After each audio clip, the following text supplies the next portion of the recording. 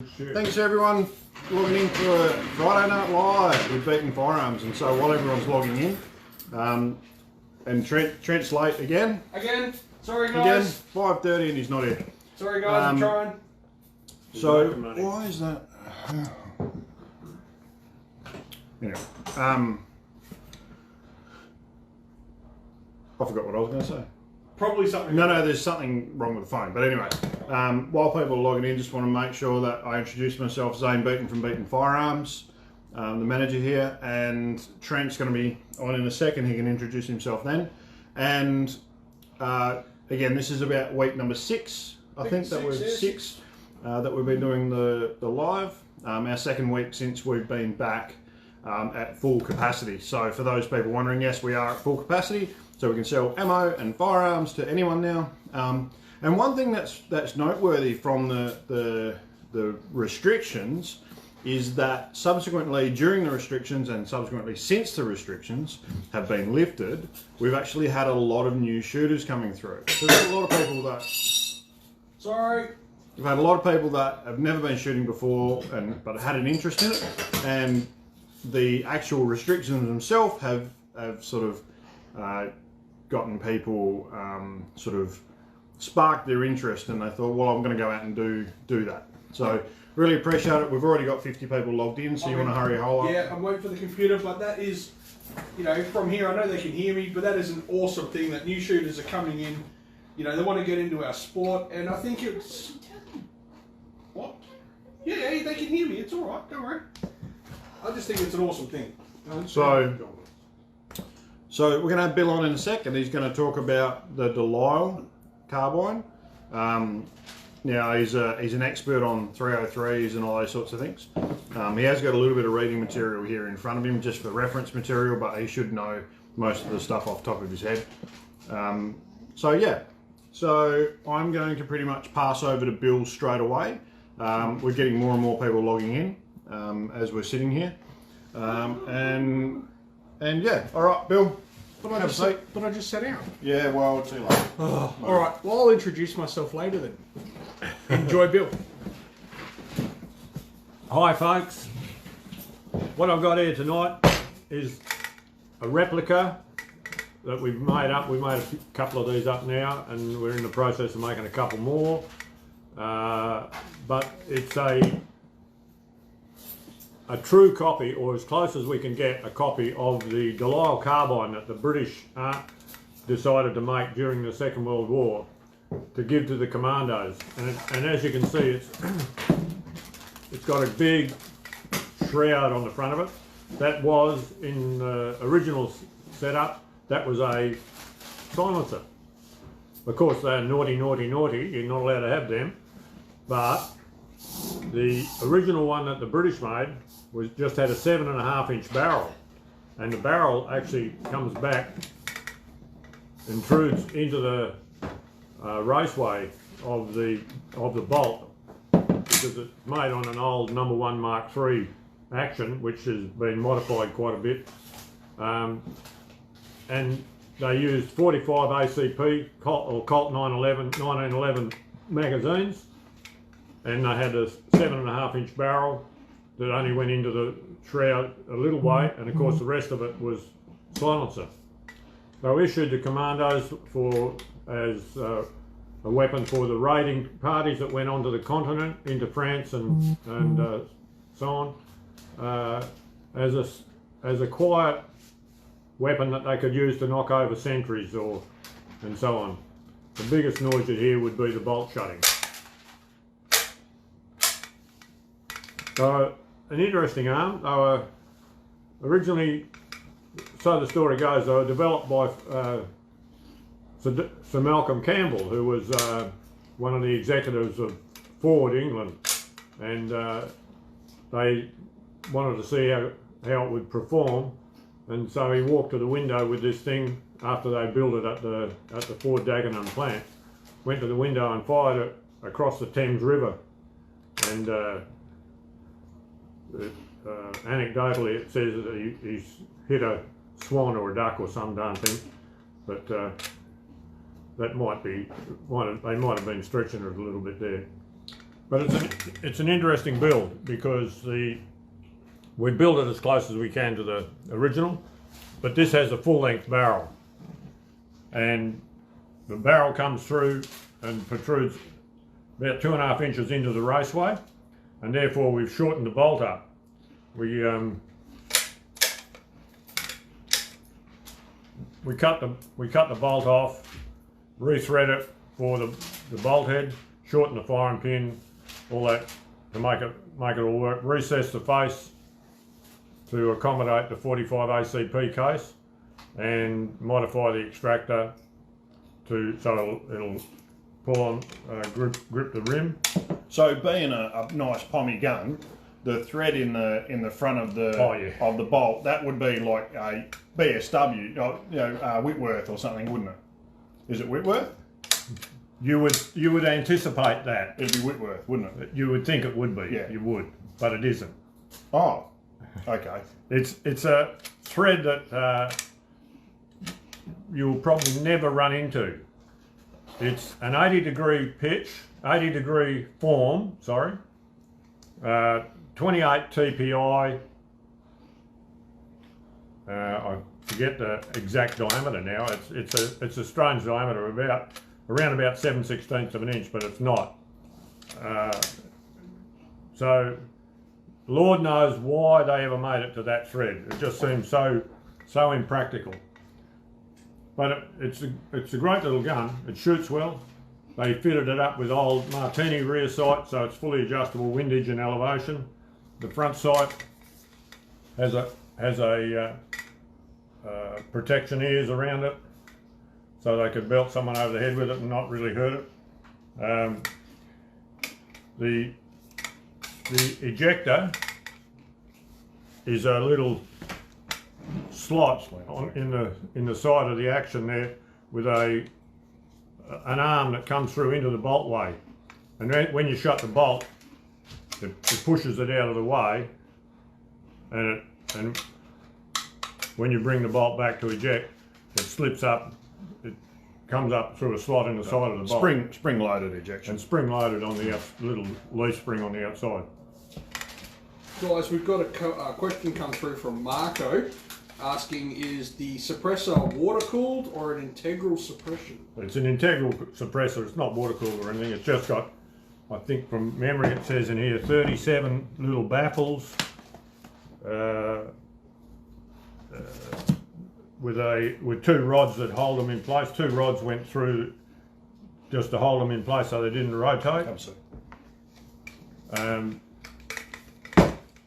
You can see on ours the barrel comes through to the end, but on the original that would have been flat just with a hole in the end, and they had two guide rods that went down through each baffle to hold them in place so they didn't rotate, so they stayed in line with the bore. There was only a very limited number of these made, of course, and they made a paratrooper model with a folding stock. They did away with the wooden stock, which is just the original SMLE stock, and of course, where did the forward come from on this one though? Because that's not original. I think that's the original shape. Yeah. But where did the forestock come from? That was a bit of Jarrah, I think. Okay, so we made that out of Jarrah. Yeah, we made that out of Jarrah. Okay. Although Brian made it. I modified I did all the other build and modification on it, but Brian made the forend.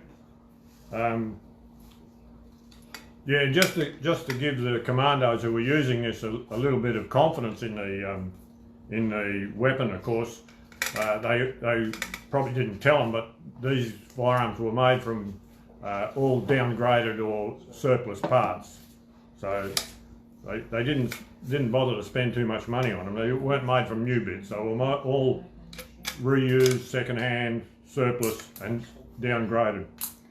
But they're quite an effective little gun, probably 100 metres at the most. But of course, if you were a commando raiding France in the middle of the night, I don't think you'd see these sights terribly well. You'd probably have to be more like 10 metres from the poor bugger. These were probably made a little bit before night vision and telescopes and stuff. I made a long time before night vision and telescopes. Bill, I've got a couple of questions that I've just rolled in for you, mate. Have a seat so people can see your face. Yeah. Nathan has asked, what would be the effective range on that rifle, Bill? Speaking of Raiders. In the 7.5-inch barrel model, probably no more than about 75 metres. I would say, because it's really only a long pistol barrel. When the bullets were only going subsonic, weren't Yeah, they? they were subsonic bullets, so 7-round magazine. While that magazine's out there, Zaine, TF Lad has asked, alright, what's the oak leaf engraving on the magazine? So this gun is actually owned by someone. We built it specifically for a client, Very good customer of ours. and that's what they wanted engraved on this gun in particular. Most of their guns we've done custom engraving, not all of it's oak leaf, some of it's other things. And but yeah, it's just the engraving for this particular client who had this gun built. yeah, I'm not sure where it comes from. I think he found it in a book, military history book. Yeah. They found the engraving somewhere. Yes, Bruce, we do realise the stream's backwards, mate. Sorry about that. Yeah, Not much we can do about it. No. John, It's not a left-hand SMLE, no. John, mate, if you want one built, 4.4, mate, $4,400. New barrel. Yeah, it takes a little while, but about 4.4, mate. Depends what sort of accessories you want. If you want a genuine, well, not genuine sling, but a sort of time period correct sling, costs a little bit extra. This one's this one's an original 303 sling, but it's been dyed green for the Vietnamese. Am I correct in saying that, Bill? For Vietnam for campaign? SLRs, yeah, Vietnam, yeah. And then... But this is as close as Bill can get to making something that is an original Delisle, yeah? Like everything that Bill's done to this is as the original specifications. As close to an original replica as we can get. Of course, we can't have the 7.5-inch barrel and the silencer. We've got a... Which would be nice, but I mean, would be, but it's in that particular guise with the it's about a 21-inch barrel. It shoots well out to 100 metres at least. We've shot it on a couple of occasions, and it shoots well out to 100 metres. But in its original guise, with only a 7.5-inch barrel, it would have been struggling out to a 75 metres, I would imagine. But if you were assassinating someone with this, it would probably have been done from 5 or 6 metres away. Yeah, that's right. Wouldn't have been 75 metres. Not in the middle of the night with sights like that's got on it. Marco, just a normal Category B licence, mate. Yeah, that's all it is. So, Cat B, just like any other centerfire rifle. just a simple, yeah, not very hard. Gary, hey Trent, Gazza from Albany here. How are you, mate? Good to see ya. Thanks for tuning in. That's brilliant. Paul, once again, hello. Good to see you back. Thanks, Bill. Thanks, Good Bill. I can go and You can put that away if eat you want. now, can I? Yeah, why not? And we do have some food here tonight. Once Been again, thank you to donated by one of our lovely, another live guest. one of our One of our groupies. yeah, one of our Groupie. groupies, one of our fans. Well, she does come in often, and she does say that she loves me us. mum. So She's my fan. it's excellent. What we Someone's got? gotta be. Beef and gravy chips. Gravy, nice. We've also got. We're not going to eat this. I'm not going to eat that. Moroccan sweet potatoes, sesame and pistachios, and baby beetroot dip. This is the iconic 60-year-old food. Yeah? It's the sort of shit that they.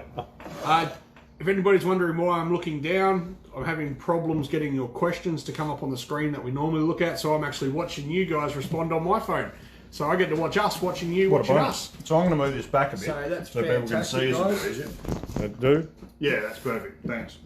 So, What have we got here? one of the first things that we're going to talk about tonight is in regards to a visitation we had by the authorities. Specifically, we had WorkSafe visit us yesterday? Yeah, yesterday morning. Yeah. So WorkSafe wanted to pay us a visit because they had been informed that we had been consuming alcohol while in the possession of firearms. Oh no. And so, so the gentleman from WorkSafe rocked up. Very, very nice gentleman. But he wasn't particularly worried about the consumption at all. He hadn't actually seen any of our videos, and I showed him the videos, and he could clearly see that the guns are all locked up behind us and whatnot. And it's probably can someone turn that off? Bill, can you turn that compressor off? That's all right, Trent will do it. So it's probably a conversation that we need to have a bit more in depth, because it's not something that a lot of people talk about. The legislation for firearms is not very specific in regards to alcohol consumption and possession of firearms. What it says is that you're not allowed to be in the possession of a firearm while intoxicated. Now, what does intoxicated mean? Does that mean 0.05, 0.08, 0.15? It's not 0.05. So there was someone that was read 0.08, and they were charged for being in possession of a firearm while intoxicated, and they got off the charge. So it's not a hard and fast rule. But if you look at the shooting community, and if you look at things that happen, it's very, very rare. I actually don't know anyone who has been charged, found guilty of the possession of firearms while intoxicated. And that goes to show that the shooting community in general, as opposed to other sections of society, are generally very careful, responsible, sorry, is the word I was looking for, responsible people. And so we were, the gentleman that came here asked me, he saw that, he said it's not an issue. What he was interested in talking to us about was our COVID-19 safety measures that we've got in place, and some of the machinery that we've got out the back, and we spoke about that.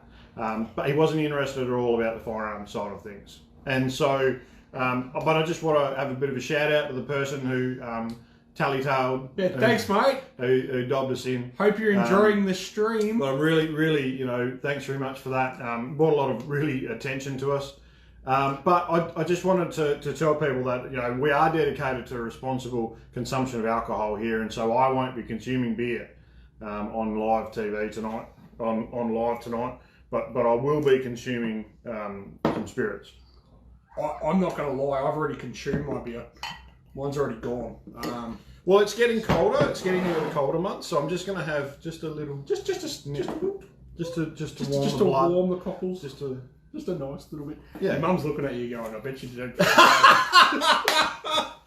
All right. You're a tugger, is what she's saying. Just say it out loud, John. All right, here we go. So Marco said, looking flash, Trent. Thank you very much for noticing. I did get rid of some of the side beard.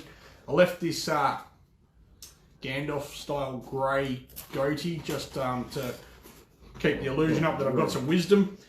So thanks for noticing, Marco. Daniel said, put Bill back on. I don't want to see you two flogs again. Thanks very much for that. Yeah, mate. Jesse said, you can't beat a root, guys. Beat a what? Beetroot. You can't beat a root. Oh, no, it's disgusting. Yeah. Like a very thin slice of beetroot that is too much effort to pull out of a burger. That's the only time that I'll eat it. Otherwise, I will go to all sorts of lengths not to consume beetroot. I've never seen you pull anything out of a burger, mate. Not even the wrapping. Your mum's never seen me pull out either. 5 inches deep in your mum. So yeah. I can't say that, your mum's here. So what are we consuming? What are we consuming? What are we talking about first? Tonight. Well, so let's go with COVID-19. We covered the work safe stuff. We want to talk about COVID-19 because it's topical. It is not necessarily firearm related, although it is everything's tied in with COVID-19 at the moment. What it means for ETAs. Yeah, so I thought I'd have a chat about the ETA. So obviously with, we're getting back to where we were, people ordering rifles, ammo, and other associated equipment. Thanks for that. You keep talking. Yep, obviously there's still some states and still some workplaces that are affected by COVID-19 with social distancing and the like. So it is actually putting a little bit of stress on us ordering parts. Australia Post for one is taking a bit of a hammering at the moment. So things that are normally, a couple of days in the post are taking a little bit longer. It's the same with transport. So anything that we order is taking a tiny bit longer than normal. So if it was normal to sort of 10 to 14 days, it's more like 14 to 18 days now. So just bear that in mind. it's not that we've forgotten to order your stuff or anything like that. It is just taking a little bit longer to get to us. Well, it's taken 3 weeks for some of the bottle openers that we've made for people to get out to them. Yeah, that's right. And so there's obviously considerable delays. Yeah, which is a bit annoying. it is, but that's something that we're living through at the moment, and it's something that we can't really stop, to be honest. No. So just have a little bit of patience, which most of you do. So it's really good. You know, and everybody's sort of aware, but it is something that we wanted to talk about tonight. Yeah, there's quite a few comments on here in regards to the consumption of alcohol and firearm use. And certainly, if you're not in the possession of the firearm, the consumption of alcohol is not an issue. And that's why most gun clubs will have a bar. You know, so I was a member of Coburn Fremantle Pistol Club for a long time, and firearms weren't allowed in the main area. Yeah. So once you finish your shoot, you pack your firearm away, and you put it in your car and whatnot, and you had a drink, you know, a social drink. And so there's certainly that allowance. And if you're out in the bush or something like that, it would follow a similar sort of rule. Once you're done shooting, then you would pack the firearm away before you can start consuming alcohol, would be my recommendation. This isn't based on law or anything like that. Like, if you want an opinion of a lawyer, then we'll get a lawyer in to discuss that in more depth. But generally speaking, my advice would be to not have both in your possession at the same time. And an open vessel of alcohol and a firearm at the same time, I would avoid that. Yeah. And if you come out on one of our courses, so you come out for a marksman or Michael a long range course. Hey, Cubis. Hey, Cubis. If you come out on one of our courses, so the marksman or the long range, at the end of the first day, when we start having dinner and having a couple of drinks and essentially talking about what happened during the day, the rifles will get locked away in a car, and it's not for safety, it's not for anything like that, but it does prevent that sort of that situation from happening. So that's what we do, and that's something that we stand behind. And certainly if you're consuming, like if you've been shooting and then you're consuming alcohol, to me it certainly doesn't feel right drinking and shooting, you know what I'm saying? Like, there's obviously, it doesn't feel right in my gut, obviously, because and many people will be the same, that your morals, your ethics tell you that this probably isn't the right thing to do. And so if you just follow your gut feeling on it, then you should be right. So, but in regards to the COVID-19 thing, if people can let us know, as far as I know, there's only been one person has contracted COVID in WA in the last 3 weeks or something like that. Something like that. Yeah. And he was a security guard that was working at a hotel where the people were quarantined. And so that's the thing. Like, if you're visiting someone who's known to have COVID-19, who's in isolation, and you catch it, well, that's hardly, you know, that's exactly how this thing gets caught. It's not, you know, it's not right out there. And so essentially, we can all but say now in Western Australia, and people will disagree with me, and that's fair enough, but you can pretty much all but say that anyone who's got COVID-19 is in a hospital or in isolation. Yeah. If anyone else out in the community had it, it would have run its course by now, because it's been 3 weeks since we've had a new case. And so internally within Western Australia, we're pretty safe. Yeah. It's really the borders that need to be controlled if we want to limit this recontraction of the COVID-19. People are talking about a second wave and that sort of stuff and how it's inevitable. Well, it's not inevitable if we just if the virus doesn't enter the state. I mean, it's going to be where our borders... It can't come here by itself. No, that's it. So, well, I made the comment the other day that it could come here by itself if we took up consumption of bats. Yeah, if we started eating bats, we could Aussie then maybe we could make our own strain of COVID-19. But apparently that was racist to say that. I don't understand how that's racist either. But anyway, yes, Dave. Yep, that is a Lithgow LA105 behind me there, third one up, 6.5 Creedmoor. Just arrived the other day. Yep. Oh, I should have had the Ruger Precision out as well, because you can't get them anywhere. But we've got a Ruger Precision Rimfire 22 in bronze on the shelf, and it looks sexy. It is. It's nearly as sexy as us two. Mm.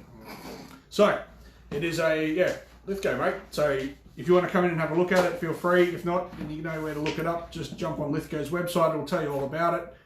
X-ray stock from KRG. It is fully adjustable. It is beautiful. I actually wanted to pull it apart on TV tonight, and Trent said no. Gary reckons... What about reminding Cubis that pretty soon they'll have a couple of decent footy teams over there? Yeah, really glad to hear for the guys in Queensland now that you're going to have a couple of decent football AFL teams over there. So congratulations, guys. What type of sports though? Is that for girls? No, AFL. We're not talking about rugby. What is it? Football. Is It's that- where you actually use your feet. It's like soccer, but you get a point for trying. Righto. Yes, thank you, journalists. We will get to that. Anyway, so yeah, so thanks very much, and shout out to Cubis who managed to go back to work this week, last week. Nathan reckons he's good been off idea work? on the bat. No, they're back at work. Yeah. What, Cubis was off work, was he? Well, everyone was off work over in Queensland. Cubis doesn't- Everyone was working from home. Cubis doesn't really work anyway when he's at work. Sorry, Cubis was employed from home. Oh, was he? Yeah. So What did he do they though? were off for weeks. He answered the phone. I spoke to him a couple of times. Oh, so. okay. Yeah. Cubis reckons bats, you mean cave chickens. Cave chickens. yeah. Chicken of the cave. Pete Ball reckons any 50 cal reviews. I'm just looking at my bottle opener. Beautiful. Yeah, if we can do some reviews on a 50 cal, that'd be sweet. Oh, Pete, and the other couple that you ordered they're are on their way on already. their way, so- You should see them soon. Maybe. It's Depends on Australia It's Post, Australia Post now, mate. Sorry. Hi there. I'm with Gaza from Albany, watching you for the first time. Well, thank you, Kathy. Thank Cheers. you for watching us. We appreciate it. Hey, Beatons, how much Hope for the everyone's got LA105? Monies, mate. $3,200. $32.65. Yeah, so really good price. Comes with all the upgrades and everything. Well, not upgrades, but comes with all the additional bits and pieces that you can use to change the stock around to suit your hands, your length of pull, and all that stuff. Cubis, never stop. But yeah, give us your opinions on COVID-19 and what you think is going to happen within the state. Whether you think we're going to relapse and have another case of it come through and kill everyone, or whether you think that it's pretty much done and dusted and we can pretty much open up again for... Are you passing notes during class? I reckon this is the last time she's Remind people we can't reply via Facebook, which isn't true. We just can't get onto it from our computers. Yeah. Which we told people during the week that Facebook is being a fat hoe and we can't get on. Thanks, we can't. Zuckerberg. And we can't get No on bad. Facebook from our computers. But I can get on there obviously from my phone because you're looking at me right now. So And me. we can Which is reply. definitely making everyone's Friday night. Okay, so the next thing that we're going to talk about after COVID-19 was BCs and SDs. Are you going to talk about anything tonight? I've been talking about lots of stuff. No, you haven't. You've been talking about what I've been talking about. Yeah, well, that's what happens. Yeah, because you don't know anything. Don't tell me something from your side. What did you do today? Me, I did lots of stuff. Yeah, Yeah. So I served some people, I answered some phones. I dealt with some really good customers. What's some new products that are coming out? Or? Oh, there's no new products. No, there's none of that going on. But there is going to be hopefully next week or the week after, we're going to be able to maybe announce some specials. So, I don't have any information yet because he stitched me again. But hopefully we get let Journalists, know next week. you're watching this live on your phone. Watch You're sitting in the us same room here. as us. We're here. For fuck's sake. Oh my I want god. to see you twice, Bobby. Talk more about that 105. Okay, what do you want me to say? It's Lithgow. It's an There you go, LA105. something It's a Woomera. It has 24-inch barrel. Comes with a muzzle brake. It's in a KRG X-ray stock. What colour was it in? 6.5 Creedmoor. It is literally the best precision rifle that you can buy out of a box, in my opinion. He hates them for some reason. I don't know why. Because I have to work on it. I don't have to work for them. I just have to shoot them. I love them. You want to come in and have a look at one? I'll talk to you for the rest of the day about it. Tell him about the stock. It's a KRG X-ray stock. Yeah. It's adjustable, length of pull. It's got a cheek riser. It's got fat grip. So if you've got a big fat hand, Does it come with that? that's not mine.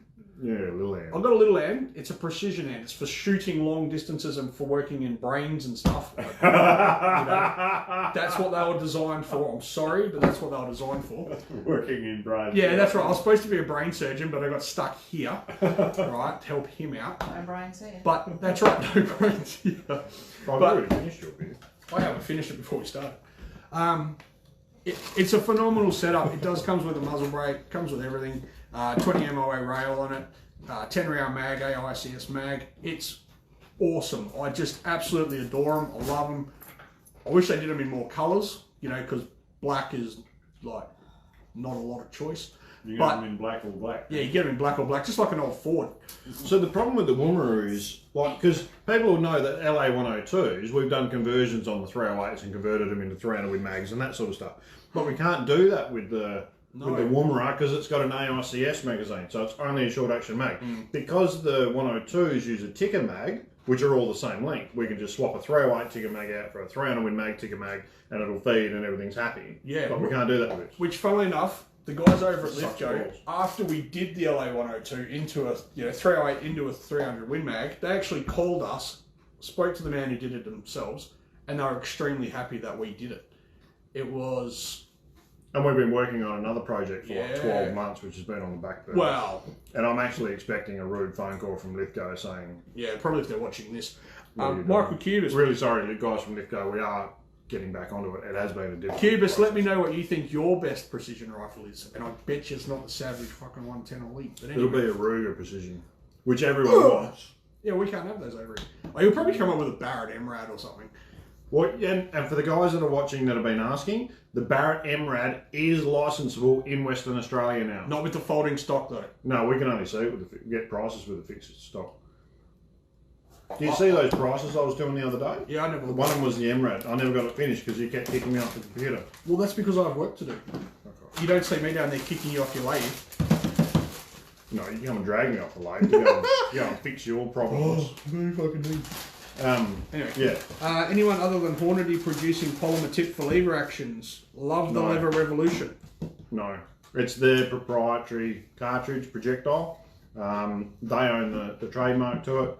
The tips in them, are different to a standard polymer tip projectile, so you can't use like a ballistic tip. You have to use the lever revolution projectile. So no, if Hornady don't make it, then you can't use it.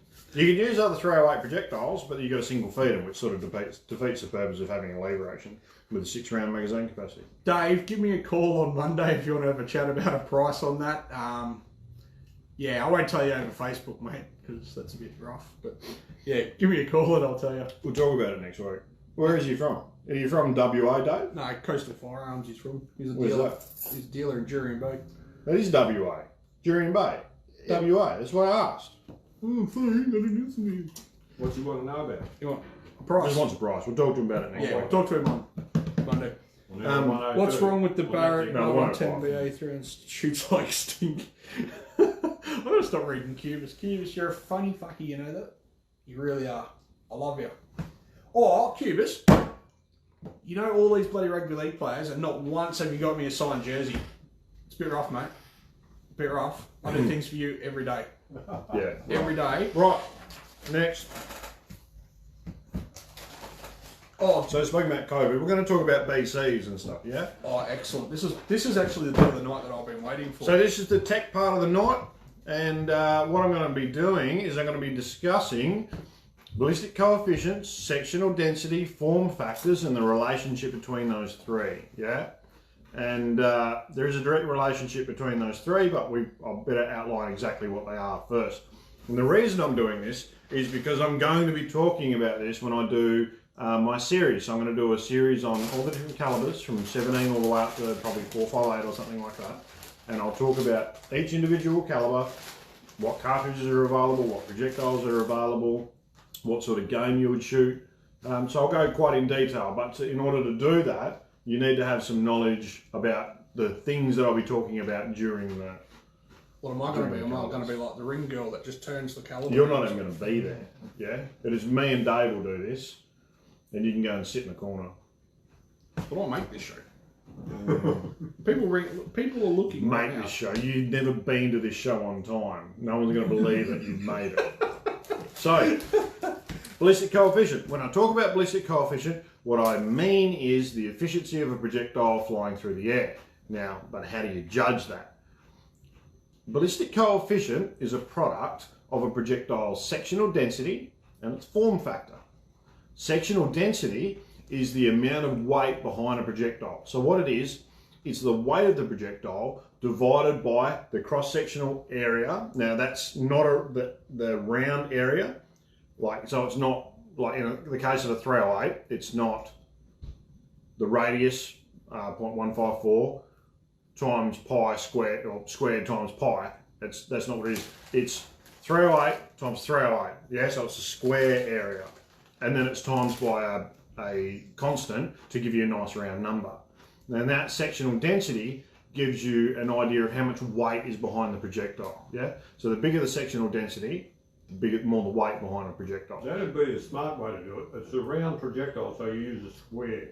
I didn't come up with the idea of how to do sectional densities. This is probably a Pommy idea that goes back to the 19th century. It'd be Poms or French or something. So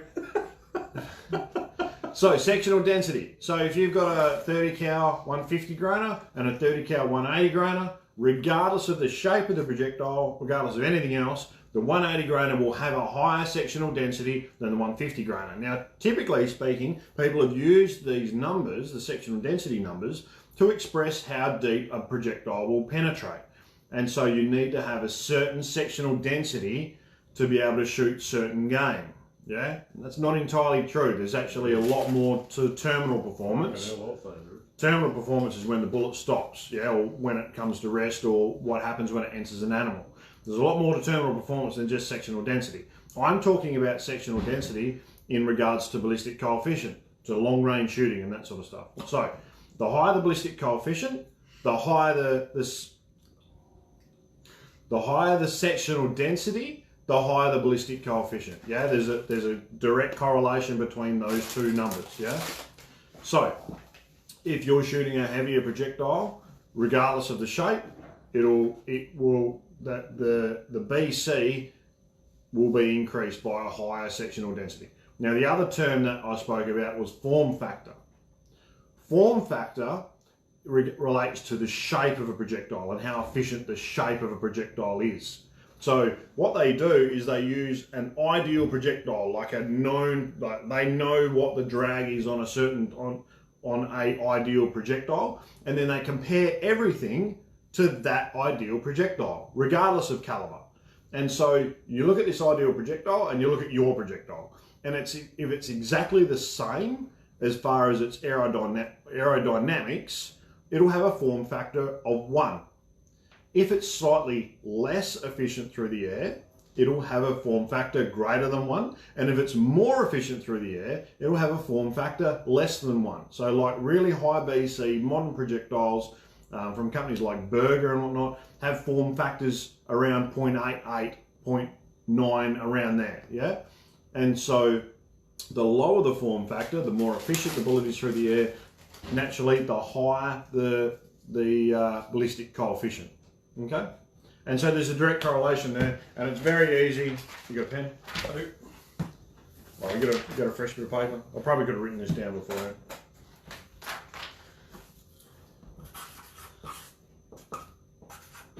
So BC, that's the G1 or G7 or something along those lines.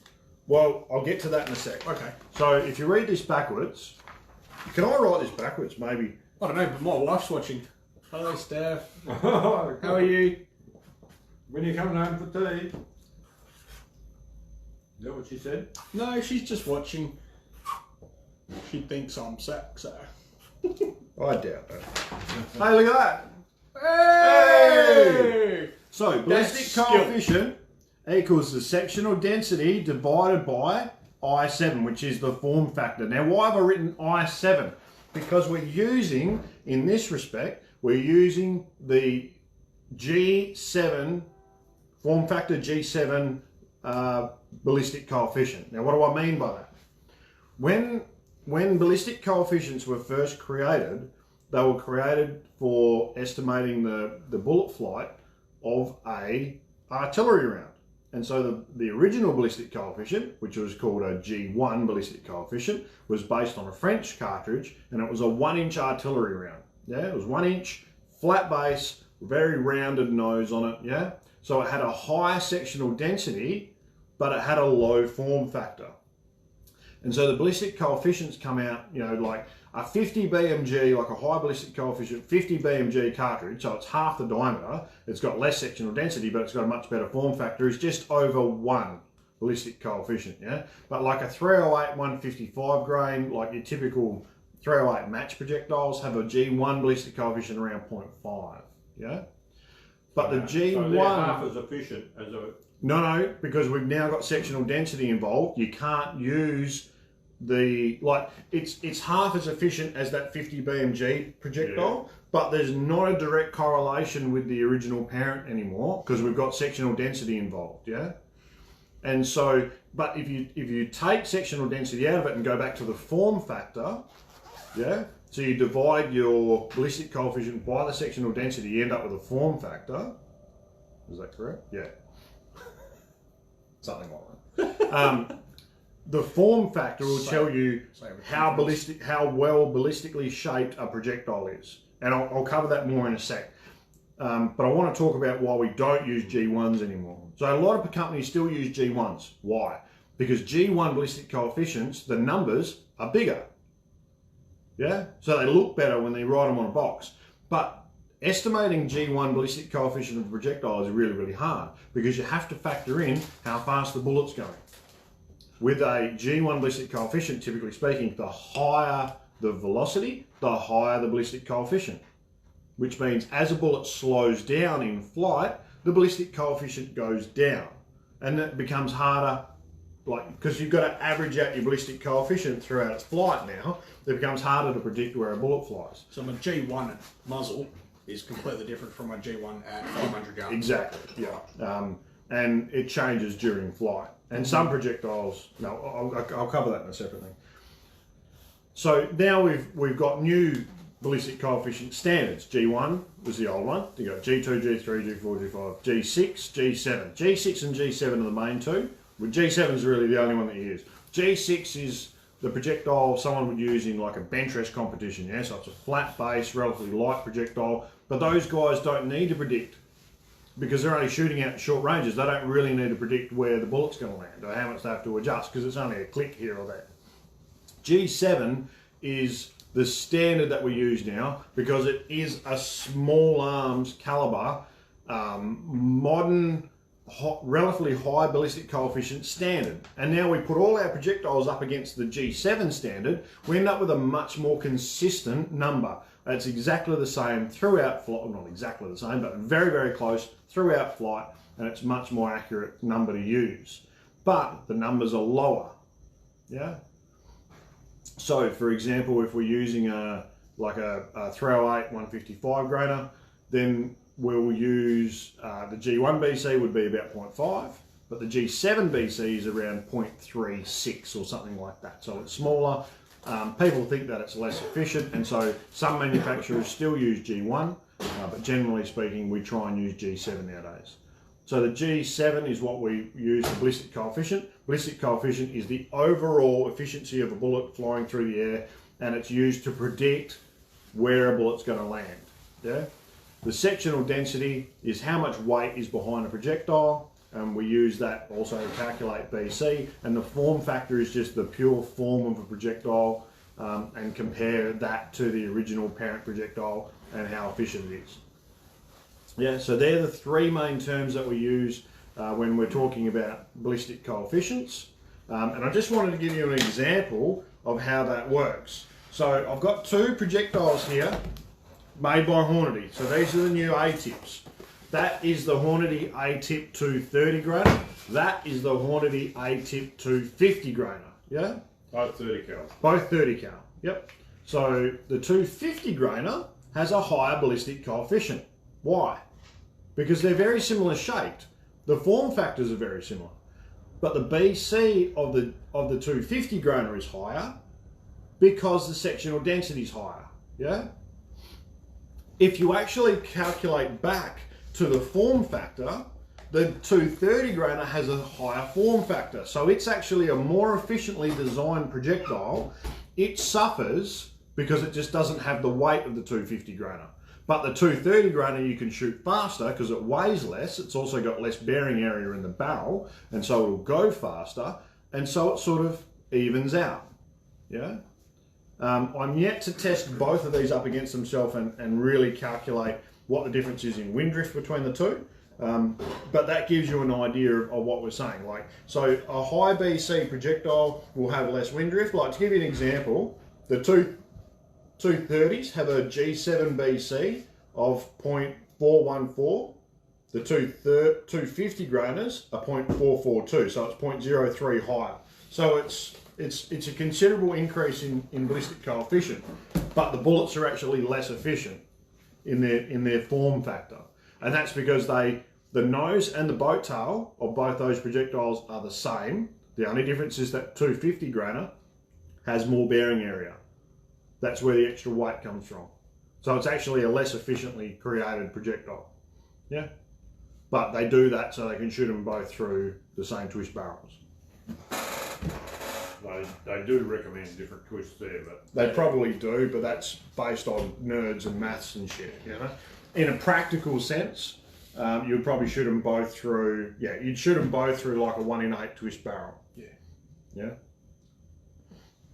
So that's ballistic coefficient, sectional density, form factor. Has anyone got any questions in regards to that? No one's asked. Well, someone asked, what about G string? I think he's just having a go. Thanks, Matt. Yeah, they're terribly efficient through the air. Yeah.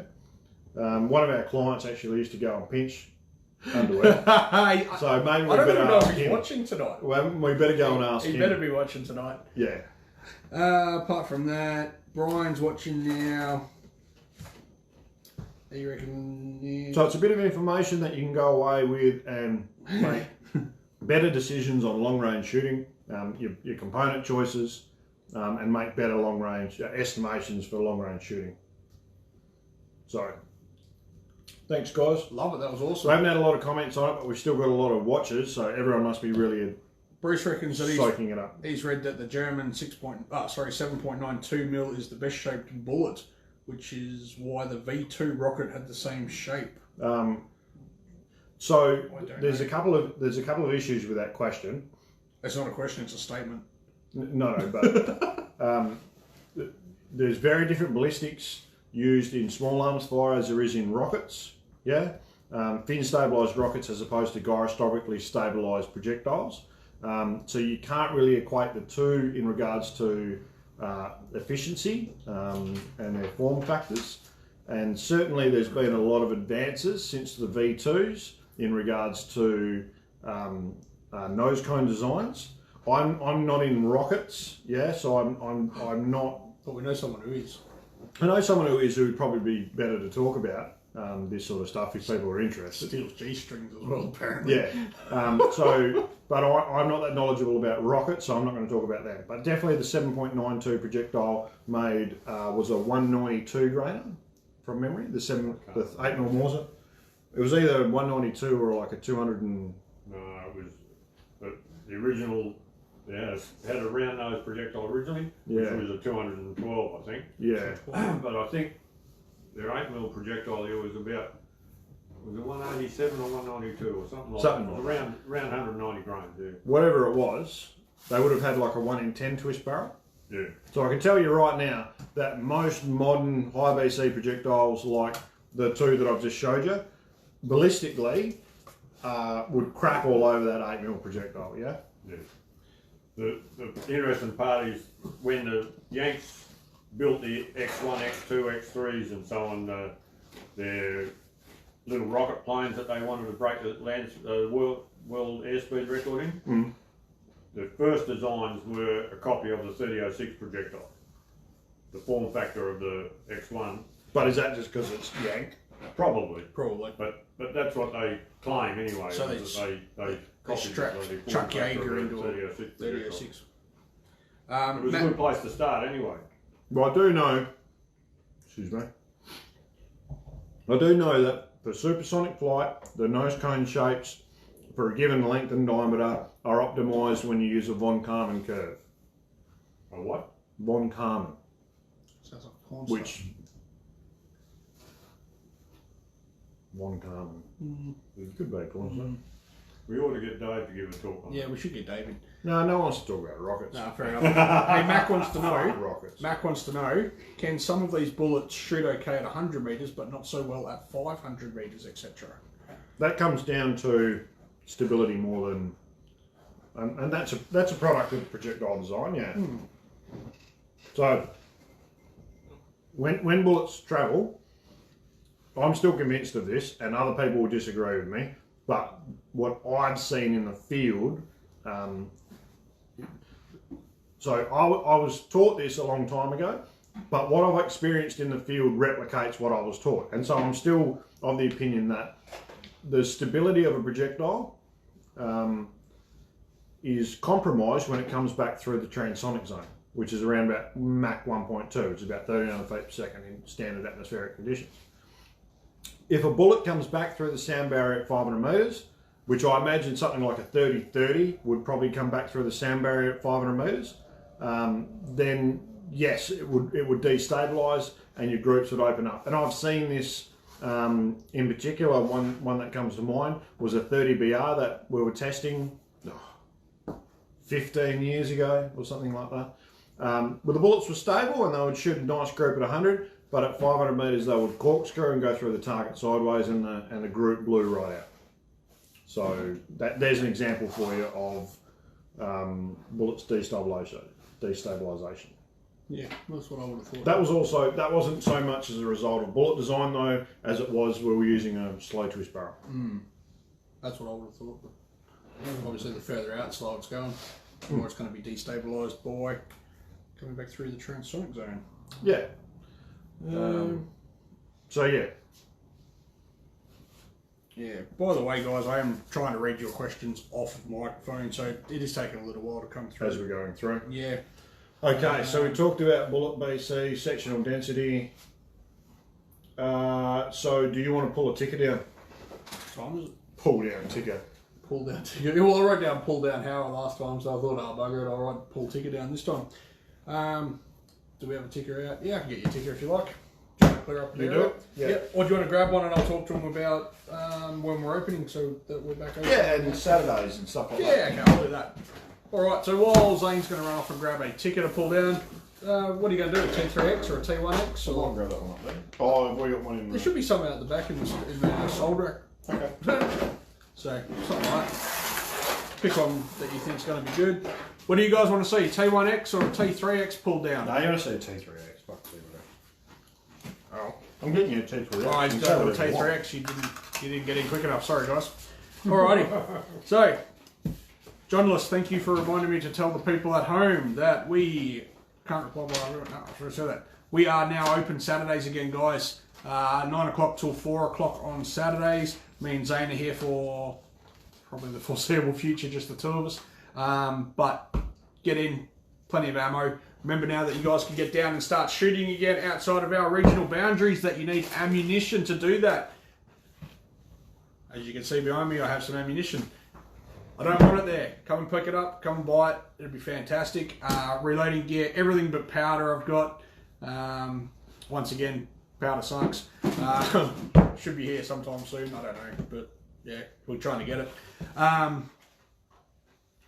Same deal through in the week, you know, still open 9 till 5:30s, except for Friday nights. I'm trying to shut up just a tiny bit earlier, so I am sort of shutting up about 5:10 now, and that is purely to try and get on time for you guys, which still doesn't happen. It's failed twice now. Hopefully next week we will get open and it'll be like the way it's supposed to be. Dave reckons T3, but he reckons he's also drunk. So, yeah, we'll do a T3 for you, Dave, just because. I'm getting lots of thumbs up on my phone, so that's brilliant. Thank you for doing that. This is a T3, not a T3X, but they're the same. Yeah. Right, you can do this. Oh, you want me to get out of the way? Is that what's going on? No, you want you to pull the gun apart. What I want to pull the gun apart for? Because I did it last week. Oh, Get the bolt tool. yeah, we'll have to get a bolt.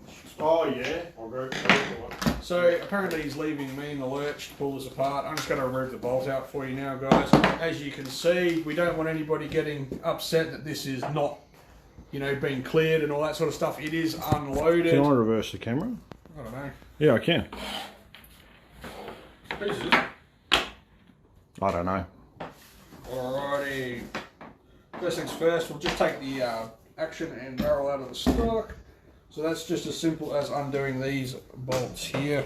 What's the tool that you've got? It's a T-handle. It comes with the Tickers though. That's a Seiko one. That's a Seiko one. But well, they used to come with it. Yeah, I'm but not do sure they still whether come they with do. it? I know the Seikos still come with it, and they still come with the tool for removing the bolts, firing pin and all that sort of the spring. But I don't know about the Tickers at the moment. So they're the screws. Yep, Pull they're the the floor plate out. Hey, they're shooting wacky bands at They're me. rolling off. Stay where you are. So there's the floor plate there. That is interchangeable, guys, between the T1 and the T3. So between the two of them, you can actually run the same stock. So if you guys wanted to put on a T3X varmint stock onto your T1X, you can actually do it. So that's a cool feature of Tickers at the moment. There we go. So there's the stock come off. So that's nice. So you can see that there's a pissy little recoil lug in there. That's what stops the gun from flying out of the stock and hitting you in the face. In fairness, Tikka have now, that one's alley, but they've since changed that out for a steel one. So now you've got a pissy little steel recoil lug that stops it. Where does it engage into the action? Right in there, guys. So you can see that slot they put in the action. So that's where the recoil lug sits. And obviously there's your bolt holes. And that's so they can make the action out of a piece of round, yeah? So there's like a Remington, the actions were made out of a piece of round. Tikka put a few flats on it, but they don't have a big lug like on the Weatherby's hanging off the bottom. John, stop pushing buttons. Our life. Oh, and they no longer come with rings either. No, so that's something. Don't expect that. And sometimes, for some reason, I'm not sure why, but they don't come with bloody sling swivels either. But some do. So They're there you tight. Johnless. Not me. It's not me. It's Bill. Okay, that's the bolt tool. go. That is the bolt tool. So it slips over the back of the bolt. That's got a cutout and everything there. That's for the striker. So that goes inside like so, and then you rotate it the wrong way. yep. I was going to go the other way, but no. So this is in back to front. Hold the bolt handle when you do it. Yeah, make more leverage. Oh, there you go. So you rotate it away from the bolt handle, and then the shroud comes off, and the firing pin comes out. So it's very similar to a Weatherby, which you saw last week. Allegedly. Oh no, sorry, these ones here. You have to see if you rotate that. Can you see that little tag there? Mm. That little tag. You have to press that with a screwdriver, and then pull the bolt handle out. So you push that down. Push it on the edge of the bench or something. No. You'll fuck the bench, but you won't. No, you don't worry about it. Just do it. It's only Bill's bench. He'll make another one. Now pull the bolt handle out. That leg Did it hit your foot? No, I missed my foot. I was okay. expecting that though. Right up until it happened. Yeah. Okay. So this is the bolt body. Took a Again, chunk they out make of the they bite the bolt body out of a piece of round, and then they slot it. Yeah. Oh, it's fine. Then they slot it for the bolt handle, and the bolt handle holds the spring in, and the spring holds the bolt handle in. So, again, it's a design that's made to a price. It's certainly not as rigid as a lot of other designs. And I have seen someone who forgot they had their safety on try and belt their bolt handle open, thinking that the bolt was sticking, and broke the bolt handle off. So, and it's about $600 or $700 for a replacement bolt, and you have to send your gun back to Finland. So yeah, so that's the bolt. That's how they go. How they come apart. Magazine. Magazine. So like I said before, all the Tikka mags are the same length, yeah? But you can just see this one, which is a 223. The lighting is really bad. The 223 one's got that big, so it's got a black gap, like block in the back, and then that silver block to space the rounds forward so they'll feed correctly. And there's a... That's a 308 one? Yep. Next to it. So they'll actually fit in the same magazine wells. And the Lithgows in the LA102s use the same mag. Pretty much the same mag. Yep. Slightly different checkering and stuff on it, but... Yeah. Yeah, made in Australia. Yeah. So that's it. Now, bolt stop. Can you knock the pin out for the bolt stop for me? Pin will fall out if you're not careful. What are we doing? The bolt stop. The thing that stops the bolt from coming out. All right. Yeah. So it's a one-way pin. It just sticks in from the bottom, and it's held into place by the spring pressure of the bolt stop. And they fall out. So be really careful if you take your stock off. Be really mindful that that pin doesn't fall out, and you end up with no bolt stop. Okay? And then you've got the trigger assembly. What's that held in with? Allen key. Just a big Allen key. We won't take that out. Socket-headed screw, yeah. But that whole assembly and the safety and everything comes off with that socket-headed screw. Now, they advertise having an adjustment trigger. How many adjustments are on that trigger? One. Weight adjustment. You're like the teacher standing here giving out all the bloody answers. I'm asking Trent. Well, I'm the salesman. I don't need to know this stuff. Well, you do. Yeah, one. So there's just a weight adjustment on the front, yeah? There's no sear adjustments or anything like that. And certainly if you want to trick up one of these Tikka triggers, you do have to take them apart. You can see through that little window, the sears are in there. Yeah. You can see that? The sears, you do have to regrind those sears so they're square, because they're never square. They're made so they're safe, but they're not, yeah. Fine, so that's a Tikka right in bits. Now, things that I like about Tikka. Things I don't like about the Tikka. No. Things you like about the Tikka are they're very customizable. You can fit many different stocks to them. They've got many different hot up parts. They're kind of like the Commodores of the rifle world. You do have to have a mullet to own one, but they are customizable. They're kind of like a Remington 700, but good. So Remington 700 used to be the only guns that you could buy a lot of aftermarket accessories for because they were American. America! But nowadays, Tikka, you can pretty much get all the aftermarket parts for them. Definitely stocks, magazines, floor plates, all that sort of stuff you can get aftermarket. No, who makes an aftermarket trigger for a Tikka? I'm not sure. I very rarely replace them out anyway. But you can replace the bolt handles out on them as well because they come out. So that's an advantage to that design. And they're made in Australia. In fact, they're made in Western Australia. Yeah, you can get replacement ones made. Yeah. So the actions around, like I said, with the slot through them, unfortunately that does weaken the actions a little bit. But there's still quite a strong, stiff little action. Because they're made out of round, they don't have a lot of extra steel hanging off them, so they are a relatively light action as well. So their light barrel, this is a varmint barrel, but their light barrels do weigh less than some of the other light barreled American guns, like Ruger and Weatherby and that sort of stuff. A typical European gun. Yeah, they're quite a refined gun. Yeah. Because they're made out of a piece of round, they're probably hammer forged actually, are they, nowadays? No, it'll be around. They'll still be machined out a bit around. Well, they do have nice, smooth bolt raceways as well. Yeah? Smooth as bolt. Like glass. Yeah. Nearly as nice as a Lithgow. But... Like glass. Yeah, also, according to Seiko, that barrel comes off the same machine that makes the Seiko barrel. Well, I don't see any reason why it wouldn't, because it's just a hammer forging machine. So it's a Seiko Trent, barrel. Explain hammer forging.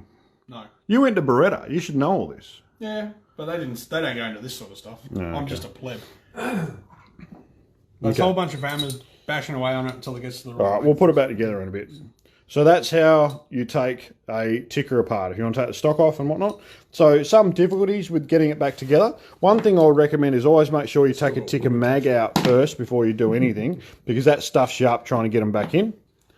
I left a whole chunk of wood in that. Beautiful. The magazine wells have this little tag on the right at the back where the back of the trigger is.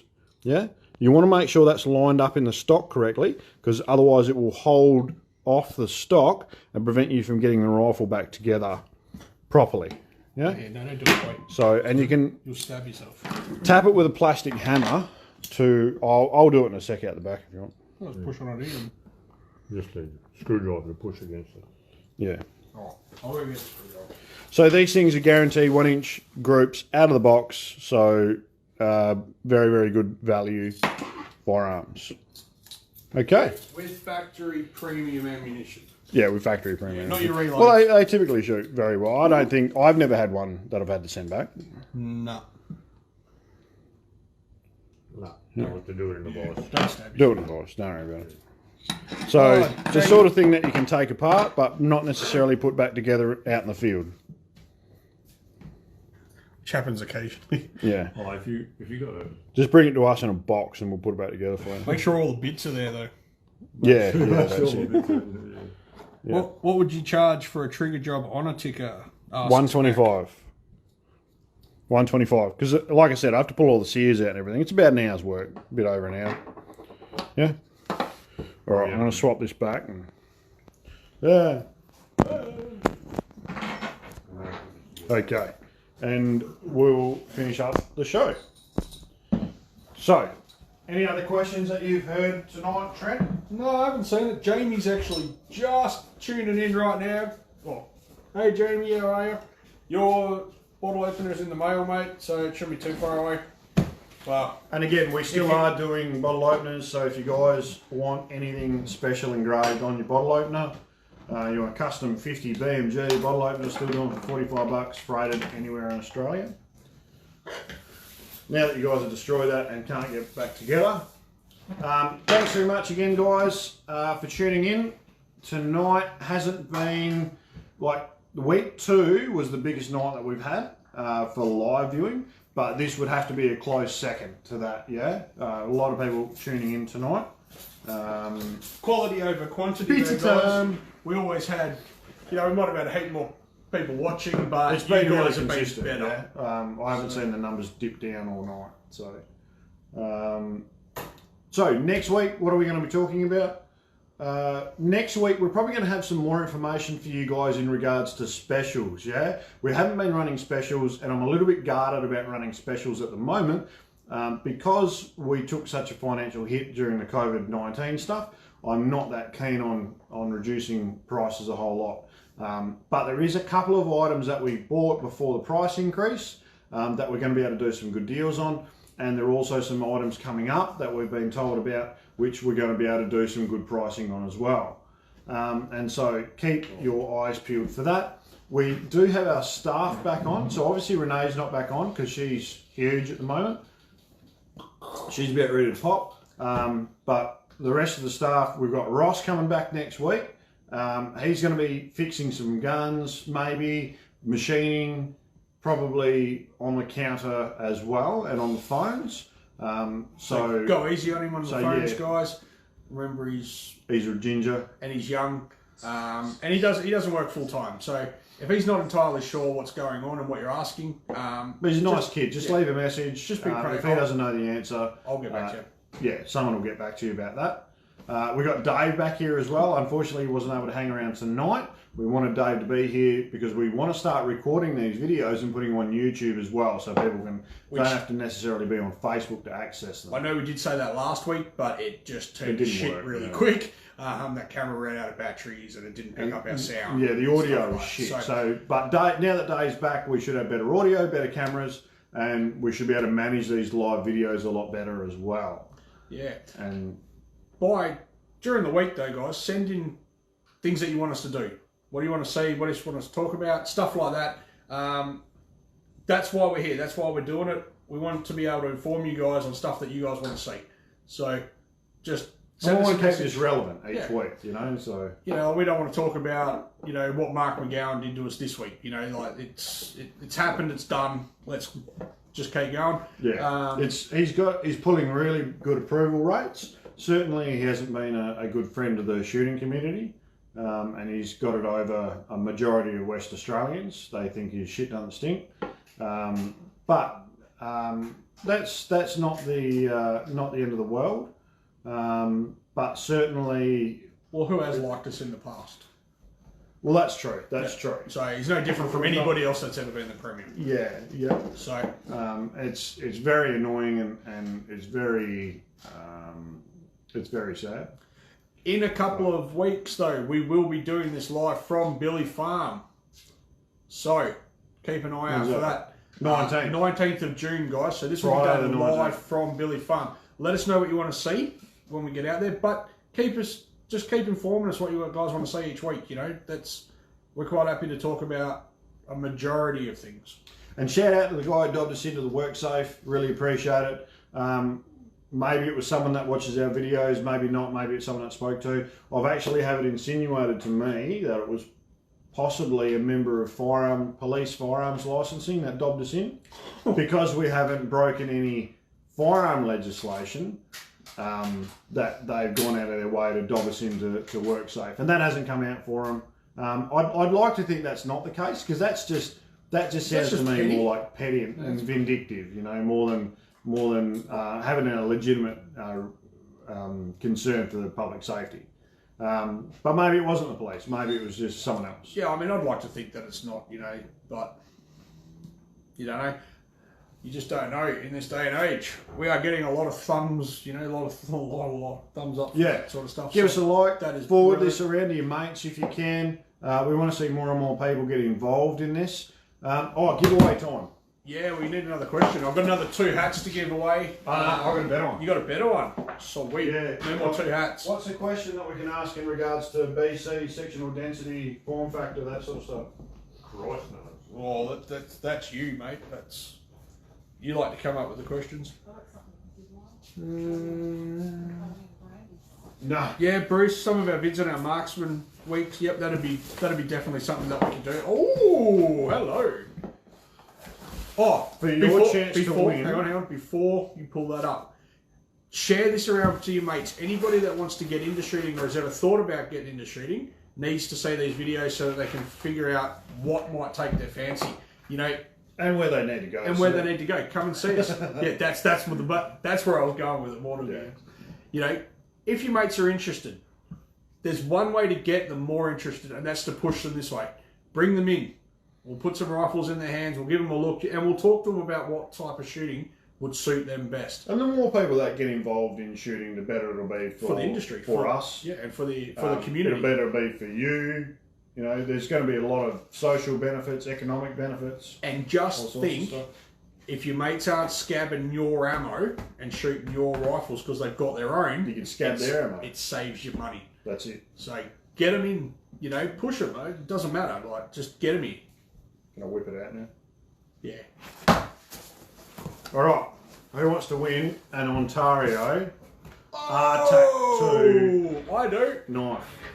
Is that a knife or a machete? I don't know. That sounds like something. Not a knife. That's not a knife. That sounds like something Crocodile Dundee would say. That's exactly what Crocodile Dundee would say. All right. So it's one of them, and it comes in like the sheath and everything. So your chance to win that tonight. What type of question you going to ask? This is going to be a hard question, by the way. Winning a hat. That's more than 10 inches, that bloke. More than 10 inches. That's about 15, I reckon. That's at least 32 inches, that one. Now, it's going to be a hard question. Last time we asked questions, it's all about winning a hat. Hat's piss easy. This one here has to be answered correctly and first go. So, throw it out there. What? I'm not coming up with a question. Yeah, you are. It's your knife. Do we ask a question relating to BC, or do we ask a question relating to tickers, or do we ask BC? Piss? BC. What alcohol? No. BC. Asking about BC because if you've watched the rest of the video, you will know what he's going to ask next. Okay, maybe ballistic coefficient. Ballistic coefficient. I don't know. What question can I ask in relation to ballistic coefficient? I don't. We answered it. What are the 2 popular BC numbers? No, we've already done that. That was piss easy. It's got to be something hard. Actually, what we might do, if you can't come up with a question now, we might put this up on Facebook so you guys actually have to jump onto our Facebook page and have a read of it if we can't think of something. Yeah, so what we might do is just pose a question on Facebook, and for those in your answer, you have to put Friday, you have to write Friday Night Live and then answer the question for your chance to win this night. Yeah? So we're going to ask a question and you've got to write in your answer Friday Night Live and then your answer and then you'll win. If you get the question right. Yeah. So how's that? We'll do it that way. And that way it's just for you guys. And for those of you at the start that said this isn't live and we pre-record it, how's that for fucking live? They can. we didn't have a bloody question ready, so good on us. So Friday Night Live. This will be put up on Monday morning, and first one in from there. All right. Sound good? Are we working tomorrow? Yeah, we're working tomorrow. Me and you. Well, it's always us on Saturdays now. There's no one else. When Ross starts working anyway. So No, he reckons he can't. So why not? I don't know. But that's 6:45 at night, guys. Thanks very much for being here for just over an hour. Appreciate you guys tuning in. Keep your eyes peeled for the question and remember to put Friday Night Live before your answer to be in the running to win this Ontario knife. Hashtag Trent looks better than Zaine. That'll work. Thank you very much, guys. Good night, guys.